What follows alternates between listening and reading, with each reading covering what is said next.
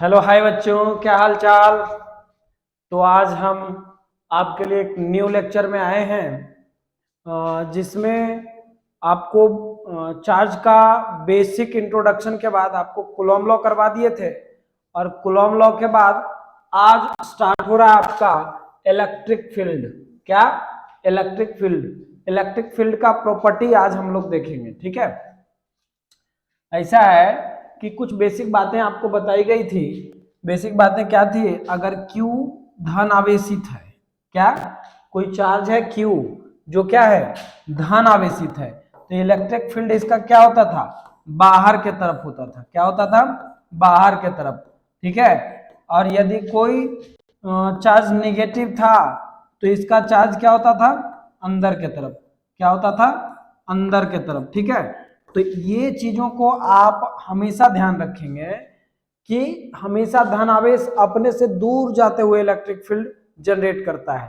धन आवेश अपने से दूर जाते हुए इलेक्ट्रिक फील्ड जनरेट करता है, जबकि ऋण आवेश अपने पास आते हुए इलेक्ट्रिक फील्ड जनरेट करता है। ठीक है।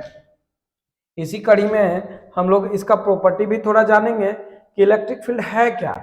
मूलतः इलेक्ट्रिक फील्ड के बारे में पहले कुछ ऊपर से हम एक व्यू लेते हैं कि इलेक्ट्रिक फील्ड है क्या। ठीक है। कैसे पता चलेगा कि इलेक्ट्रिक फील्ड है? ठीक है, कोई ना कोई तो राज जरूर होगा कि इलेक्ट्रिक फील्ड है यहाँ पर, कैसे पता चलेगा? तो मान लेते हैं एक समान इलेक्ट्रिक फील्ड एक्स डायरेक्शन में जा रहा है। ठीक है। तो यहां पर जब हम इस क्षेत्र में आएंगे, चूंकि इलेक्ट्रिक फील्ड को किसी ने देखा नहीं है, देख नहीं सकते आप, है ना, तो ये काल्पनिक रेखा है। मैं कल्पना कर रहा हूं, एक काल्पनिक रेखा है। परंतु इस काल्पनिक रेखा पर जब कोई चार्ज लाया जाए, क्यू, जब कोई चार्ज क्यू लाया जाए तो ये कुछ फोर्स का अनुभव करता है, कुछ फोर्स का अनुभव करता है। तो ये जो फोर्स का अनुभव करता है, इसी को तो आप आगे क्या जानेंगे? Q इंटू ई, यानी कि इसे आप इलेक्ट्रिक फील्ड को F अपॉन एक टेस्ट चार्ज Q नोट रख के डिफाइन कर सकते हैं, है ना। एक टेस्ट चार्ज Q नोट रख दीजिए, परीक्षण आवेश, और पता करिए। मतलब यदि इलेक्ट्रिक फील्ड है तो वहां पर चार्ज हो जाने पर क्या होगा? बल का अनुभव करेगा। क्या अनुभव करेगा? बल का अनुभव करेगा। ठीक है। तो इसी काल्पनिक रेखाओं को हम क्या कहेंगे? विद्युत क्षेत्र कहेंगे। ठीक है। तो चलते हैं, देखते हैं कि विद्युत क्षेत्र आप किसे कह रहे हैं। किसी निश्चित दूरी पर बल की क्रिया को समझने के लिए, अर्थात आवेशों के मध्य संपर्क के बिना बल के लिए यह कल्पना करते हैं कि आवेश या आवेशों के वितरण का कारण इसके आसपास क्षेत्र उत्पन्न होता है। आवेश, कोई आवेश है Q, ठीक है, Q आवेश है जो पॉजिटिव चार्ज है। ठीक है। तो ये एक इलेक्ट्रिक फील्ड जनरेट करेगा, एक्चुअली ऐसा एकदम से नहीं होगा, क्योंकि कोई भी चार्ज जो होता है उसको पॉइंट चार्ज मानते हैं, और हम स्फीयर कहते हैं उसको। क्या कहते हैं? बिंदु टाइप का गोला है, और उससे आपको क्या निकलते हुए इलेक्ट्रिक फील्ड दिख रहा है। ठीक है, कल्पना कर रहे हैं यहाँ से इलेक्ट्रिक फील्ड। तो यदि मैं यहाँ पर एक चार्ज को लाऊं, Q निगेटिव या Q पॉजिटिव, Q निगेटिव लाएंगे तो अट्रैक्ट करेगा, Q पॉजिटिव लाएंगे तो रिपेल करेगा, Q पॉजिटिव लाएंगे तो क्या करेगा? रिपेल करेगा। ठीक है। तो कहीं ना कहीं उसके फील्ड में जाने पर बल का अनुभव होता है, चाहे वो पॉजिटिव चार्ज हो या निगेटिव चार्ज हो, है ना। तो वही बात कह रहा है कि आवेश या आवेशों के वितरण के कारण इनके आसपास के क्षेत्र उत्पन्न होता है। अतः आवेशों के आसपास का क्षेत्र जिसमें इसके विद्युत प्रभाव दृष्टिगोचर होते हैं, मतलब इलेक्ट्रोस्टैटिक फोर्स देखने को मिलता है, आवेश का विद्युत क्षेत्र कहलाता है। दिए गए आवेश का विद्युत क्षेत्र कहलाता है। किसी बिंदु पर विद्युत क्षेत्र को या तो स्थिति के सदिश फलन, यहीं से पता चल जाता है कि ई वेक्टर जो है आपका क्या है? वेक्टर क्वांटिटी है, सदिश राशि है। इलेक्ट्रिक फील्ड क्या है? सदिश राशि है। इलेक्ट्रिक फील्ड क्या है? सदिश राशि है। चलिए एक बार बताइए तो जल्दी से, आवेश कौन सी राशि है? अदिश राशि है। इलेक्ट्रिक फील्ड सदिश राशि है। इलेक्ट्रिक फोर्स सदिश राशि है। ठीक है, वेक्टर क्वांटिटी। तो चलिए, जिसे विद्युत तीव्रता कहते हैं, क्या कहते हैं? विद्युत तीव्रता। स्थिति अदिश फलन भी के, जिसे विद्युत विभव कहते हैं। यानी कि विद्युत विभव कैसी राशि है? अदिश राशि है, क्योंकि ये सिर्फ और सिर्फ डिस्टेंस पे डिपेंड करता है, डायरेक्शन पे नहीं। और ये डायरेक्शन और डिस्टेंस कह लीजिए या मैग्नीट्यूड कह लीजिए, उन पे डिपेंड करता है। Okay, electric field. तो अब हम आगे देखेंगे क्या है कि स्थिति अदिश फलन भी, जिसे विद्युत विभव कहते हैं, के द्वारा वर्णित करते हैं। किसी निश्चित स्थान पर विद्युत क्षेत्र को बल रेखाओं द्वारा ग्राफीय रूप से प्रदर्शित कर सकते हैं। अतः विद्युत तीव्रता, विद्युत विभव तथा बल रेखाएं एक ही क्षेत्र को प्रदर्शित करने की विभिन्न तरीके हैं। जब आपको कहेगा विद्युत बल रेखाएं, तब भी क्या हो गया? इलेक्ट्रिक फील्ड को ही आप रिप्रेजेंट कर रहे हैं। इलेक्ट्रिक विभव का रेखा के बाद संबंधी बात कुछ किया, तब भी आप V इज इक्वल टू क्या करेंगे? E इंटू डी की बात कर रहे हैं। इलेक्ट्रिक फोर्स F बराबर Q इंटू ई की बात कर रहे हैं। और जब इलेक्ट्रिक फील्ड की बात कर रहे हैं तो ये तो इलेक्ट्रिक फील्ड है ही है। यानी कि कहीं ना कहीं इसी को क्या बोला है यहाँ पे? आपको क्या बोला है? विद्युत क्षेत्र रेखाएं, आपका विद्युत तीव्रता, विद्युत तीव्रता क्या है? सदिश, स्थिति के सदिश, सदिश ई वेक्टर को निरूपित करता है। और इसको क्या बोला? अदिश। तो यहाँ पर देखिए V is equal to D, distance, दूरी, कोई भी डायरेक्शन में डिस्टेंस चाहिए बस। यहाँ पे आपका फोर्स में वेक्टर पे डिपेंड करेगा। तो इसी चीज को यहाँ समराइज कर रहा है। ठीक है, किसी निश्चित स्थान पर विद्युत क्षेत्र को बल रेखाओं द्वारा ग्राफीय रूप से प्रदर्शित कर सकते हैं। अतः विद्युत तीव्रता, विभव तथा बल रेखाएं एक ही क्षेत्र को प्रदर्शित करने की विभिन्न तरीके हैं। मतलब इलेक्ट्रिक फील्ड को ही आप कभी विभव तथा बल रेखा, माने विद्युत बल रेखा के रूप में आप परिभाषित करते हैं। ठीक है, अब हम इसके छोटे छोटे पॉइंट्स को जो एग्जाम में हमारे पूछे जा सकते हैं उसको एक बार देख लेते हैं। पहला है विद्युत क्षेत्र कैसी राशि है? तो आपको क्या हो गया? सदिश राशि है। ठीक है, दूसरा में आप देख लीजिए इलेक्ट्रिक फील्ड करके लिख देते हैं। ठीक है, ई वेक्टर सदिश हो गया। उसके बाद 2 नंबर में आपका V जो है क्या है? अदिश। विभव जो है अदिश है। अच्छा, आप देख लीजिए सदिश का मात्रक, सॉरी इलेक्ट्रिक फील्ड का मात्रक क्या है? इलेक्ट्रिक फील्ड का मात्रक क्या है?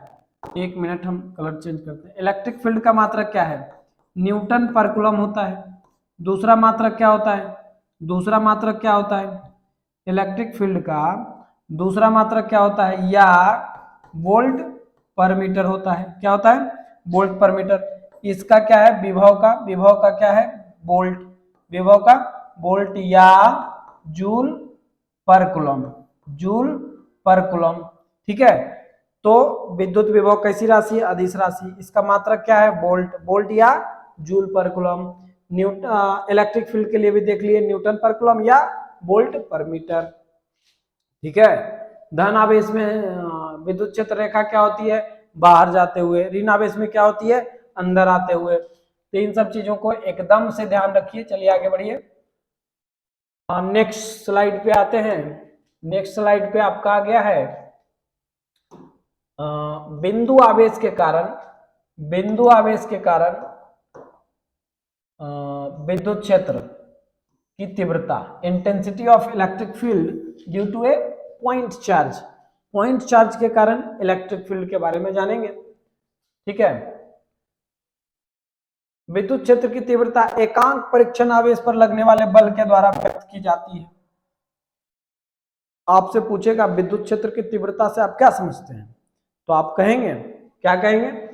एकांक आवेश पर लगने वाले बल को, किसी विद्युत क्षेत्र के कारण एकांक आवेश पर लगने वाले बल को विद्युत क्षेत्र की तीव्रता के रूप में परिभाषित की जाती है। विद्युत क्षेत्र की तीव्रता क्या है? एकांक परीक्षण आवेश पर लगने वाले बल के द्वारा व्यक्त की जाती है। देखिए अभी बताए थे, टेस्ट चार्ज रख देंगे। E vector is equal to limit Q naught tend to 0 F vector upon Q naught. Q naught यहाँ टेस्ट चार्ज है। कूलॉम लॉ से आप एफ का फॉर्मूला रख सकते हैं, क्या रख सकते हैं, के क्यूब बटे R square into R cap. जब आर कैप को उसका वेक्टर रिप्रेजेंटेशन देखे थे, कैप को हटाएंगे तो आर वेक्टर, कैप को हटाएंगे तो R vector upon magnitude of R लिखेंगे, तो आर स्क्वायर का क्या हो जाएगा, आर क्यूब। ठीक है, यहाँ क्या है, लिमिट प्रदर्शित करता है क्यू नॉट एक बहुत छोटा आवेश है। टेस्ट चार्ज तो रखे, टेस्ट के लिए छोटा ही रखना होता है। परीक्षण आवेश क्यू नॉट एक काल्पनिक आवेश है जो समीपस्थ आवेशों पर कोई बल नहीं लगाता परंतु उसके कारण बल अनुभव करता है। मतलब इतना छोटा है कि वो जिसके कारण आपका इलेक्ट्रिक फील्ड डेवलप हो रहा है। भाई मेरे कोई इलेक्ट्रिक चार्ज तो होगा ना जो इलेक्ट्रिक फील्ड डेवलप कर रहा है। इलेक्ट्रिक फील्ड जब डेवलप कर रहा है तो कोई चार्ज आ रहा है, तो वो जो चार्ज आ रहा है तो वो उस पर फोर्स नहीं, खुद पर बल का अनुभव कर रहा है।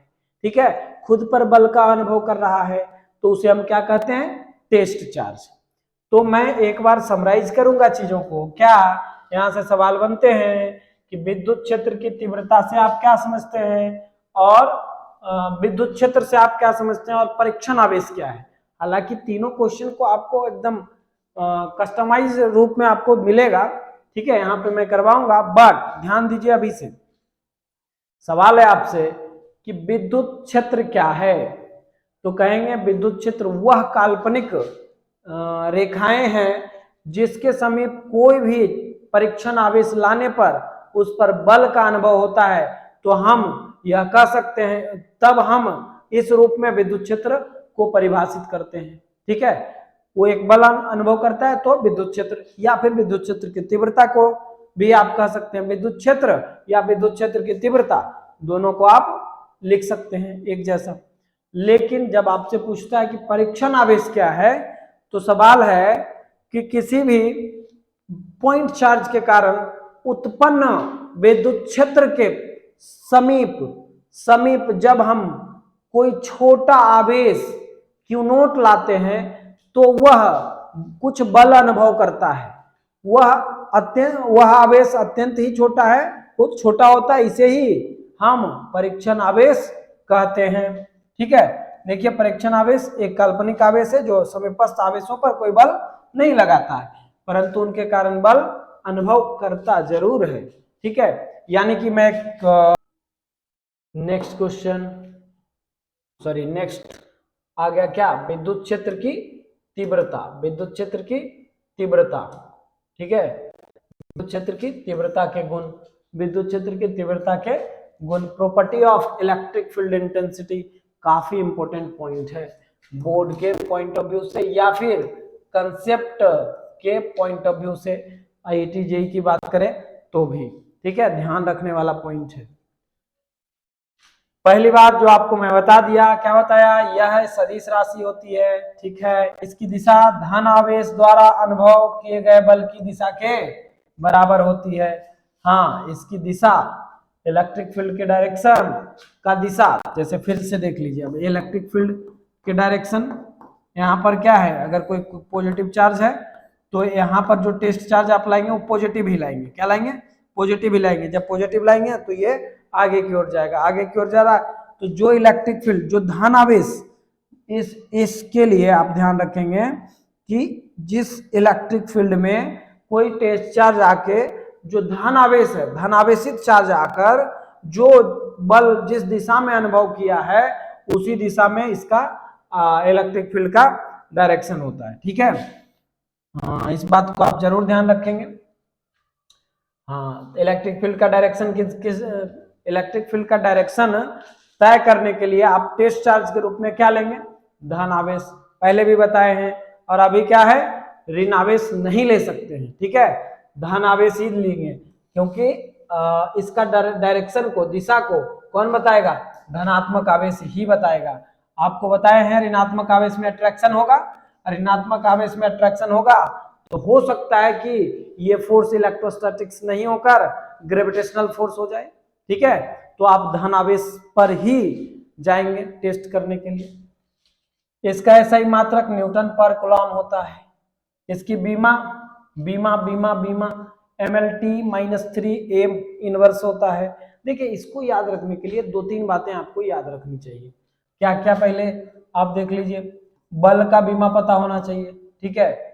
बल का बीमा क्या होता है, MLT-2। 4 बीमा है दोस्त मेरे, उन 4 बीमा को आप याद रखते हैं, काम बन जाएगा। जैसे में हमेशा काम देगा, वेग के लिए LT-1 होता है, ठीक है। त्वरण के लिए LT-2 होता है, ठीक है। और आप आयतन के लिए क्या लेना है, घनत्व ले लीजिए, क्या ले लीजिए, घनत्व के लिए क्या होता है, द्रव्यमान बटे आयतन, यानी कि M/L3, मास ML इनवर्स, ठीक है। तो अब आइए कि इसको याद कैसे करेंगे, इसको याद करने के लिए आपके पास होना चाहिए जुगाड़ है कि इलेक्ट्रिक फील्ड का बीमीय सूत्र क्या होगा। तो आप इलेक्ट्रिक फील्ड का मात्रक जानते हैं मेरे भाई, न्यूटन पर कूलम को आप लिखेंगे N/C, ठीक है। N किसका मात्रक है, न्यूटन चचा बल का मात्रक है, ठीक है। MLT-2 बल का मात्रक, कूलम आवेश का है, आवेश का क्या होता है, AT, आवेश इंट्रोडक्शन में बताए थे। चलिए आ जाइए इधर, MLT ऊपर जाएगा T-3, A ऊपर जाएगा A इनवर्स, ठीक है, निकल गया ना। आपको इस रूप में याद रखने हैं मेरे भाई, ठीक है। MLT-3 A इनवर्स, इस टाइप से, ठीक है। धनात्मक आवेश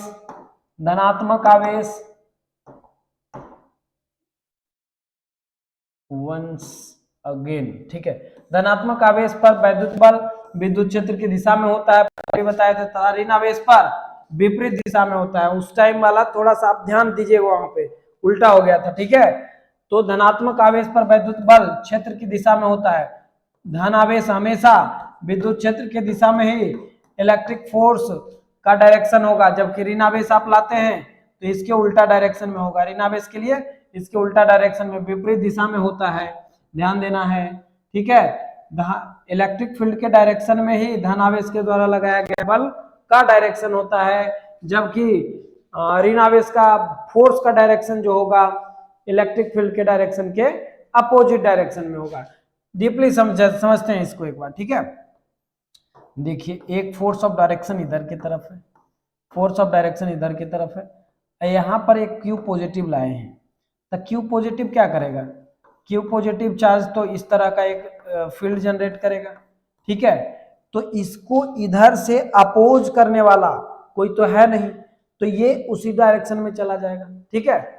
लेकिन जब ऋण आवेश होगा तो इसके तरफ आने वाले फोर्स होंगे, इस कारण से इसका फोर्स इलेक्ट्रिक फील्ड के डायरेक्शन के उल्टा डायरेक्शन में लगेगा, इसका फोर्स इलेक्ट्रिक फील्ड के उल्टा डायरेक्शन में लगेगा। मामला समझ में आ गया होगा। चलिए समझ में आया कमेंट जरूर करिए, ठीक है। देखिए आगे, F is equal to Q into E vector, F vector is equal to Q into E vector. यह अध्यारोपण सुपरपोजिशन प्रिंसिपल का भी पालन करता है। किसी बिंदु पर किसी आवेश निकाय के कारण विद्युत क्षेत्र की तीव्रता पृथक पृथक आवेशों के कारण क्षेत्र की तीव्रता के सदिश योग के बराबर होता है। सुपरपोजिशन में हम लोग देखे थे, क्यू वेक्टर निकाल लेते थे सबका अलग अलग, जैसे मान लेते हैं एक क्यू चार्ज यहाँ पे रखा हुआ था, एक चार्ज यहाँ है, यहाँ है, Q1 है, Q2 है, Q3 है, Q4 है, Q5 है। आप अगर लेक्चर पिछला देखे होंगे तो हर एक चार्ज के कारण इस पर फोर्स को ही तो हम सुपरपोजिशन कहते थे, अध्यारोपण का सिद्धांत कहते थे। और क्या लिखते थे, F net is equal to F1 plus F2 plus F3, यही ना होता था, डॉट डॉट डॉट जो भी होता था, ठीक है। तो ये सुपरपोजिशन यहाँ समराइज कर दिया, ठीक है। अब आगे बढ़ते हैं, तो क्या है, अध्यारोपण सिद्धांत का पालन किसी बिंदु पर किसी आवेश निकाय के कारण विद्युत क्षेत्र की तीव्रता के पृथक पृथक आवेशों के कारण क्षेत्र तीव्रता के सदिश योग के बराबर होता है। चूंकि क्षेत्र है, वैद्युत क्षेत्र है, तो सदिश ही है। चलिए आगे,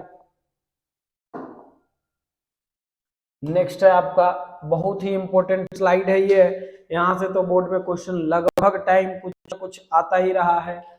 विभिन्न आवेश वितरण के कारण विद्युत क्षेत्र की तीव्रता, विभिन्न आवेश के कारण विद्युत क्षेत्र की तीव्रता, ठीक है। आवेश के विविक्त वितरण द्वारा उत्पन्न विद्युत क्षेत्र, आवेश के विविक्त वितरण द्वारा उत्पन्न विद्युत क्षेत्र, ठीक है। अध्यारोपण सिद्धांत द्वारा आई में एक इंटीजर है, इंटीजर मतलब 1 2 3 4 5 इंटीजर जा रहा है, ठीक है, बढ़ते जाएगा। आवेश के कारण विद्युत क्षेत्र की तीव्रता EIP मतलब पॉइंट है, तो वहां पे KQ बटे R वेक्टर लिया है तो नीचे RQ लिखा है। आप इसको तो जानते ही हैं, कूलॉम लॉ में भी ऐसे रिप्रेजेंट करते थे। पूरे वितरण के कारण कुल विद्युत क्षेत्र EP is summation of 1 to लेकर जहां तक जाए I तक, ठीक है, I इज इक्वल टू 1। आवेश का सतत वितरण, अब देखिए आवेश कैसे कैसे बांटा जा सकता है, ठीक है। इसको एकदम ठंडे दिमाग से समझते हैं। पहले तो इसको देख लीजिए, Q1 है, Q2 है, Q3 है, Q4 है, QI है, बिंदु P पर इलेक्ट्रिक फील्ड, तो इन सब के कारण होगा, इन सब के कारण बिंदु P पर इलेक्ट्रिक फील्ड होगा। तो यहाँ पे आप एक DQ मान लीजिए, क्योंकि इस पे पूरा में Q1 Q2 Q3 डिस्ट्रीब्यूटेड है, आप जैसा कि देख पा रहे हैं, ठीक है। तो इस DQ को आप इंटीग्रेट कर देंगे तो पूरा एरिया आ जाएगा। इसी को मैं अभी समझने के बाद फिर से समझेंगे। क्या है, ध्यान दीजिए, यदि आवेश का सतत वितरण है, continuous distribution of charge, okay, कहने का मतलब क्या है, एक तार है, इस पर एक बराबर मात्रा में क्या लगा हुआ है, चार्ज रखा हुआ है, क्या है, चार्ज रखा हुआ है। तो अब कितना चार्ज है, इन्फिनिटी है कि 5 मीटर है, 10 मीटर है, तो हम कैसे काउंट करेंगे, है ना। इसके लिए एक टर्म आया, क्या, रैखिक आवेश घनत्व। क्या आया, रैखिक आवेश घनत्व। समझना, यदि यूनिफॉर्मली डिस्ट्रीब्यूटेड है, सतत कंटिन्यूअस है, तो यदि 1 मीटर लंबाई में 5 कूलम चार्ज होगा, अगर ये 10 मीटर लंबा है तो टोटल चार्ज कितना हो जाएगा, 50 कूलम। यदि 10 मीटर लंबा है तो टोटल चार्ज कितना हो जाएगा। तो रैखिक आवेश घनत्व एक पद आया, तो हम क्या कह रहे हैं कि 1 मीटर लंबाई में उपस्थित कूलम, तो इसका मात्रक क्या हो जाएगा, कूलम पर मीटर। इसको हम क्या चीज से दिखाए, लेमडा से। क्या चीज से दिखाए, लेमडा से। और 1 मीटर में कितना है, जितना भी चार्ज है Q मतलब कूलम, और बटे में मीटर, तो मात्रक क्या हो गया, कूलम पर मीटर, कूलम पर मीटर। रैखिक आवेश घनत्व लेमडा, रैखिक आवेश घनत्व लेमडा। आशा करते हैं समझ में आया होगा, ठीक है। फिर से एक बार बोलते हैं, 1 मीटर लंबाई में उपस्थित आवेशों की संख्या को रैखिक आवेश घनत्व से परिभाषित किया जाता है, ठीक है। आवेश का सतत क्या लिखा है, छोटे अल्पांश को बिंदु मानते हुए E बराबर 1/4 integration of DQ upon R vector into बटे में RQ। देखो रैखिक आवेश वितरण, जिसको आप लेमडा कह रहे थे, क्या कह रहे थे, लेमडा, लेमडा इंटू DL। गौर फरमाइएगा, 1/4 को ध्यान से एकदम फिर से, क्या है, E वेक्टर बराबर 1/4 जो कि Q है, इंटीग्रेशन ऑफ DQ यानी कि जितने भी चार्ज है सबका समीशन, चूंकि वेक्टर है तो R vector upon RQ, R vector upon RQ। तो यहां पर देखिए 1/4 को क्या लिखा, K। अच्छा, 1 मीटर में कितना था, जो भी चार्ज है 5 कूलम है, तो पूरा लंबाई में कितना होगा, तो वही चीज लिखा, 1 मीटर में अगर लेमडा है तो पूरा में लेमडा इंटू DL, पूरा में लेमडा इंटू DL। तो ये हो गया DQ का, DQ इज इक्वल टू क्या हो गया, DQ इज इक्वल टू क्या हो गया, lambda into DL। DQ is equal to क्या हो गया, लेमडा इंटू DL। जरूर नोट कर लीजिएगा इसको, ठीक है, खूब खूब काम देगा। DQ is equal to lambda into DL, lambda into DL, DL, ठीक है। उसी तरह से नीचे में तो बस R स्क्वायर लगा दिया, क्योंकि R वेक्टर का काम तो उसी में हो गया, DL लगा दिया ना यहाँ पे। R वेक्टर के लिए क्या लगाए जी, R वेक्टर के लिए आपने DL का यूज किया है, उसको हटा के आप यहां से भी समझ सकते हैं कि 1 मीटर में उपस्थित 5 कूलम, तो 10 मीटर में 50 कूलम, तो टोटल चार्ज तो आप ले ही लिए ना, इंटीग्रेशन तो कर ही लिए। और जब इंटीग्रेशन हो गया तो फिर आप के क्यू बटे आर स्क्वायर लगाइए, ई बराबर क्या हो जाएगा के क्यू अपॉन आर स्क्वायर लगाइए। इसी चीज को समझना है। लेमडा एकांक लंबाई पर आवेश है, यानी कि रैखिक आवेश घनत्व है। क्या है? रैखिक आवेश, रैखिक आवेश घनत्व है। इसका मात्रक क्या हो जाएगा? इसका मात्रक क्या हो जाएगा? कूलॉम पर मीटर, कूलॉम पर मीटर। ठीक है, इसका मात्रक क्या हो जाएगा? कूलॉम पर मीटर। अब है पृष्ठ आवेश वितरण के कारण, पृष्ठ आवेश यानी कि अब 1 मीटर स्क्वायर क्षेत्रफल में उपस्थित, 1 मीटर स्क्वायर क्षेत्रफल में उपस्थित आवेशों की संख्या को आप क्या कहेंगे? क्या कहेंगे? 1 मीटर स्क्वायर क्षेत्रफल में उपस्थित आवेशों की संख्या को पृष्ठ आवेश घनत्व कहते हैं। मान लेते हैं कि बहुत सारा क्षेत्रफल है जिसका यूनिफॉर्मली डिस्ट्रीब्यूटेड है अगर, तो 1 मीटर स्क्वायर में यहाँ पर इतना सा में जितना भी चार्ज उपलब्ध हो, मान लेते हैं 5 कूलम चार्ज हो, तो टोटल में क्या होगा? तो जितना 1 मीटर स्क्वायर में है तो पूरा का क्षेत्रफल निकालेंगे, पूरा का क्षेत्रफल पाई आर स्क्वायर हो जाएगा। या फिर जो जिस भी बॉडी पर रखा हुआ, मान लेते बेलन पे है तो 2 पाई आर एच आप यूज करेंगे, गोला पे है 4 पाई आर स्क्वायर यूज करेंगे, है ना। तो इसके लिए एक टर्म आया, जैसे वहां लेमडा आया था, यहाँ क्या आया? सिग्मा, पृष्ठ आवेश घनत्व। देखिए एकांक क्षेत्रफल पर आवेश, इसको आप क्या कहते हैं? पृष्ठ आवेश, पृष्ठ आवेश घनत्व, पृष्ठ आवेश घनत्व। ठीक है, तो ये पृष्ठ आवेश घनत्व आपके लिए आ गया। पृष्ठ आवेश घनत्व क्या है? 1 मीटर स्क्वायर में उपस्थित क्या चीज? आवेश। तो 1 मीटर स्क्वायर में उपस्थित क्या है? आवेश क्यू। अब बटे में कितना में? 1 मीटर स्क्वायर में, तो क्यू मीटर स्क्वायर यानी कि कूलॉम पर मीटर स्क्वायर, कूलॉम पर मीटर स्क्वायर। एक बार यहाँ पे हम लिख देते हैं, आपका लेमडा का मात्रक क्या है? कूलॉम पर मीटर। सिग्मा के लिए आपका क्या हो जाएगा? कूलॉम पर मीटर स्क्वायर। ठीक है, उसी तरह से यहाँ पर फिर से बढ़िया से एकदम समझ के जाइए, चूंकि ऑब्जेक्टिव में आएगा ही आएगा, ऑब्जेक्टिव में एकदम से आएगा। क्या है? तीनों में से कोई एक जरूर रहेगा। रैखिक आवेश घनत्व, रैखिक आवेश घनत्व का मात्रक क्या है? कूलॉम पर मीटर। पृष्ठ आवेश घनत्व का मात्रक क्या है? कूलॉम पर मीटर स्क्वायर। उसी तरह से आपका आता है आयतन आवेश घनत्व का मात्रक क्या है? क्या है? कूलॉम पर मीटर क्यूब। ठीक है, तो अब इसको समझते हैं। ठीक है, एकांक आयतन आवेश घनत्व को, एकांक आयतन आवेश घनत्व को।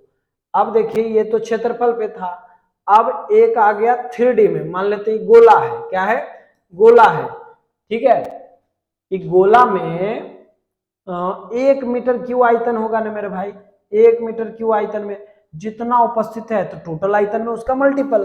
आप लोग बताइए 1 मीटर क्यू में, 1 मीटर क्यू में हमारे पास 10 कूलम आवेश है, तो बताइए कि 5 मीटर क्यू में कितना कूलम आवेश है? 1 मीटर में 10 कूलम, तो 5 मीटर में 50 कूलम। ठीक है, सीधे गुना करेंगे तो यहाँ पर हो जाएगा क्या? 1 मीटर ये जो भी कूलम हो, सी कूलम अब बटे में मीटर क्यू, तो आपका एकांक आयतन आवेश घनत्व का मात्रक हो जाएगा कूलम पर मीटर क्यू, कूलम पर मीटर क्यू। ठीक है, इसका सिंबल रो है, इसका सिंबल सिग्मा है, इसका लेमडा है। अब गौर फरमाइए यहाँ पे आयतन आवेश घनत्व वितरण के कारण इलेक्ट्रिक फील्ड क्या है? के क्यू बटे आर स्क्वायर। वही पुरानी बात, के क्यू बटे आर स्क्वायर। के को बाहर निकाला। अब क्यू के लिए, क्यू के लिए क्या लिखा? आवेश घनत्व रो है, 1 मीटर में उपस्थित, 1 मीटर क्यू आयतन में उपस्थित आवेशों की संख्या को आप रो से दिखा रहे हैं, और जितना आयतन का आपको निकालना है उतना गुना डी भी कर दीजिए, तो आपका टोटल चार्ज क्यों निकल के आ जाएगा, है ना। तो एक बार आपको चार्ज लिख लेना चाहिए। चलिए लिख लीजिए, कॉपी पेन निकालिए और लिखिए, और वीडियो को रिवर्स कर करके जहां जहां आपको की पॉइंट बताया गया है उसका शॉर्ट नोट्स जरूर लिखिए। और शॉर्ट नोट्स को लिखिए नहीं, एप्लीकेशन को डाउनलोड करके वहाँ एक पोर्टल है उस पर आप डाल सकते हैं एज असाइनमेंट, ताकि मैं आपको अच्छा से अच्छा गाइड करूं कि आपको कैसे नोट्स बनाने हैं। ठीक है, एक बार जरूर आप एप्लीकेशन को डाउनलोड कीजिए। Sorry, Q is equal to क्या हो गया? लेमडा इंटू डीएल रैखिक आवेश घनत्व के लिए Q इज इक्वल टू क्या हो जाएगा, sigma into DA, sigma into DA, DA लिखेगा एरिया को, या फिर डीएस भी लिख सकते हैं आप, सरफेस एरिया, ठीक है। और Q इज इक्वल टू क्या होता है, rho into delta we, rho into delta we, ये तीनों फॉर्मूला यहाँ पर आपको पुट किया गया है। देखिए आवेश के लिए सिग्मा इंटू डीएस लिखा, आवेश के लिए लेमडा इंटू डीएल लिखा रैखिक में, और आवेश के लिए रो इंटू वी, रो भी चलता है, ठीक है। इसका मात्रक लिख दिए हैं। तो सब मिला के यह वीडियो काफी इंफॉर्मेटिव रहा है। आपको कैसा लगा ये जरूर कमेंट्स करके बताइए।